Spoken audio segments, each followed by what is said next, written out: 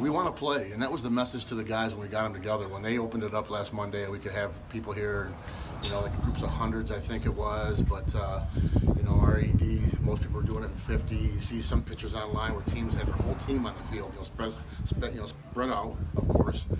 But it just seemed like it was too much. So we evaluated those things, and you just try to take bits and pieces of other things and make them your own. And they don't want you yelling. They require you to wear a mask, don't use whistles, because of the spraying. So we took all those guidelines and said, all right, what's going to be best? Well, let's take our 20s and then put them into groups of 10 or 12, and we've got them in groups of 3. So when they lift, when they're at their stations, you can see we've got the taped all around where they go. They all know they go down the tunnel one way and back another way, and then they rotate around their lifting station so that if one kid does get it or something happens, we can isolate those 3 guys, and then maybe out of that pot of 12, we know that pot of 12 will never be bigger than that pot of 12. No, we're doing what we're supposed to do here because we want to play football really bad. And like I said earlier, that was the message. It's like, hey, if this is what the experts are saying should be done, and this is what has to be done, then if we want to be playing August 28th, let's make sure we're doing our part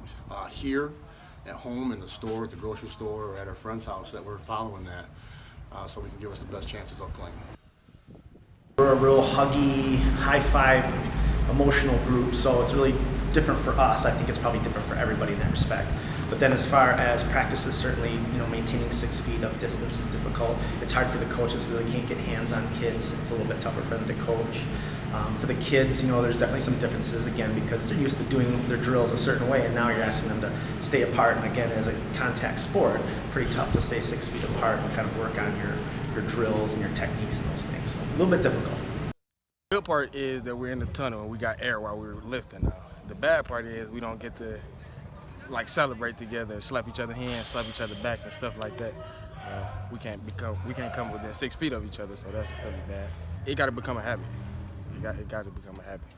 In the last couple of months and weeks, we've kind of made a lot of progress, and I think as you've seen the numbers in Michigan decline and people start to adapt to things, we're finding ways to make it work. If you would have told me that we would be doing this 6 months ago, I would have said, you're crazy, how could this possibly be?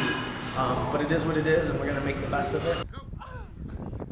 You don't know how much football matters to you until you can't do it. So. Losing that vision.